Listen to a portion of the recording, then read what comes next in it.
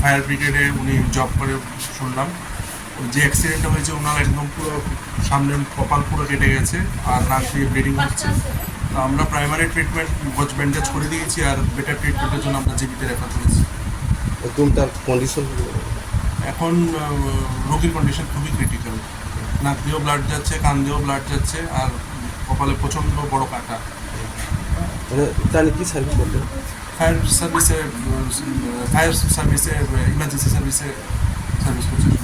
এটা কি বাইকে না নিজে নিজে না বাইকে তো ওরা বললো বাইকে বাইকে না